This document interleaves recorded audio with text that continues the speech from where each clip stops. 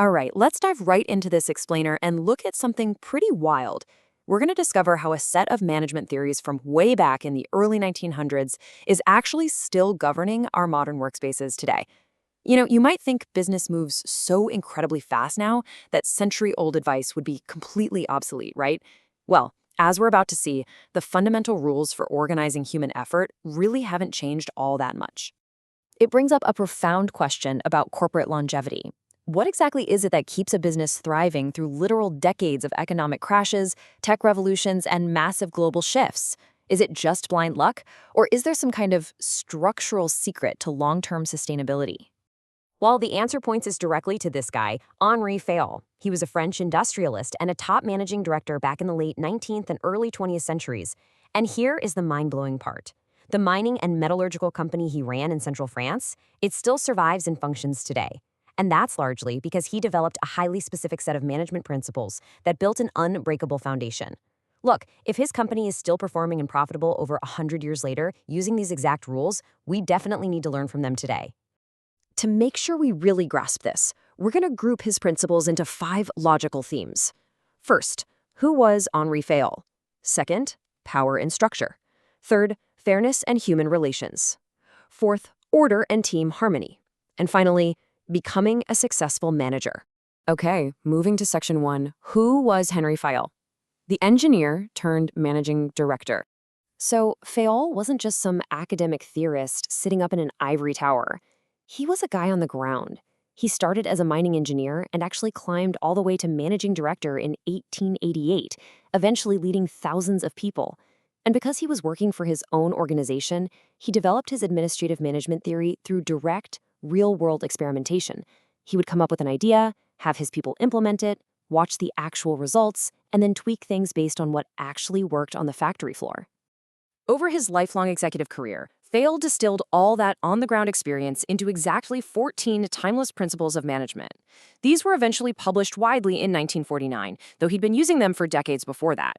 He basically argued that if a manager applies these 14 functions, they're going to achieve the absolute best results in efficiency, effectiveness, and profitability. So let's break them down.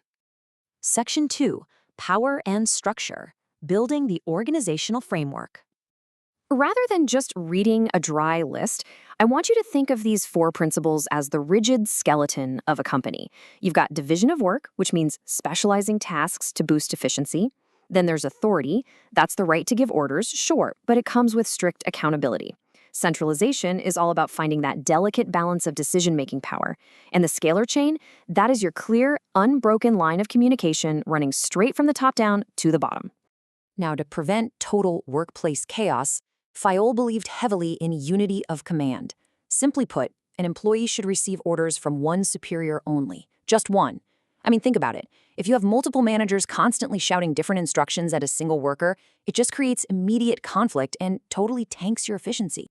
And building right on top of that is unity of direction. Think of a symphony orchestra. You've got 100 musicians up on that stage, but how many conductors? Just one.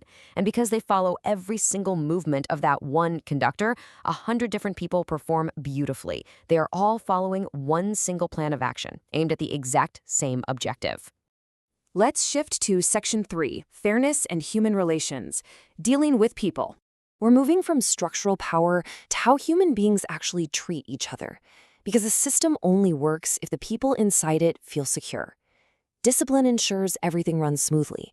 Remuneration means pay must be completely fair so nobody feels exploited. Equity is about treating your team with absolute justice and kindness. And stability of tenure, that's about preventing sky-high turnover, giving people the security they need to actually settle in and master their roles. Notice the stark contrast here. Me versus we. Fayol strongly warned that the organization's general goals absolutely must take precedence over an individual's personal interests.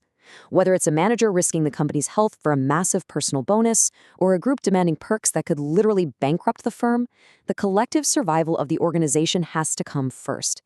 Individual career advancements are always secondary to the health of the whole shebang. Next up is Section 4, Order and Team Harmony, Creating Synergy.